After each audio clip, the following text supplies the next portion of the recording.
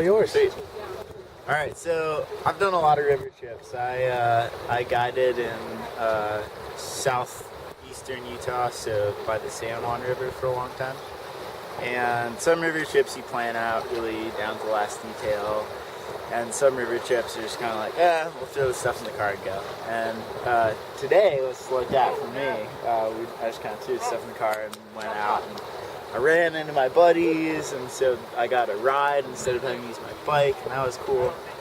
But this one time, I was running the San Juan, and we really planned it at the last second. It was Halloween in 2010, and me and my friends took out a raft.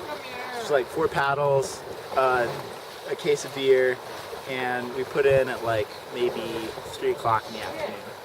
And we started going down the river, and there was a section that we hadn't really run before. There's no white water, but it was flooding, and so there's a lot more water than usual. Not as much as this, probably about 5 times less, about 3,000 CFS. But for that small little river, it was pretty good size. And so, of course, it turned out to be a longer stretch of river than we thought, and we ended up not getting in until dark. But along the way, we had a little bit of an adventure because we were 3 hours in, and this river, so it's smaller than this, but it's flooding. So there's like trees floating past, big logs, and all sorts of crazy stuff. And so we're kind of cruising along thinking maybe we've gotten ourselves in a little bit over our heads. And as this is happening, we're having a good time still though. It's the middle of the day, like it's bright out.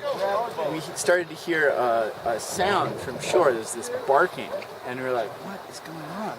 We're in the middle of the desert. There's nothing out where we were. No road like this, no road anywhere close, no towns, no houses, nothing. Probably for at least 10 miles, 15 miles. And sure enough, we come to this like long sandy beach, and there's a dog, or what looks like a coyote or a dog, and it's barking, running after us. It sees us out in the river, and there's a sandbank, probably about 5 feet high.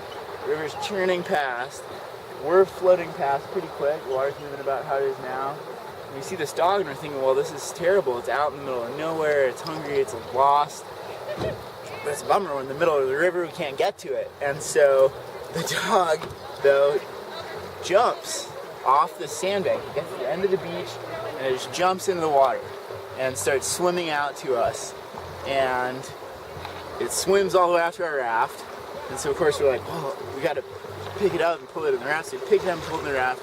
We're a little bit worried because out on that part of the river, it's the reservation, and sometimes the dogs are like they've had hard lives. They're kind of mean, kind of vicious. Sometimes but this dog was like the sweetest dog in the world.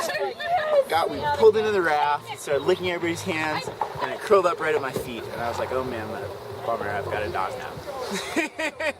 And sure enough, I was living in my van at the time, and so I couldn't have a dog, but I gave that dog to my little brother, and he has had that dog now. It's been like 7 years, and has traveled all around the world with him, and yeah.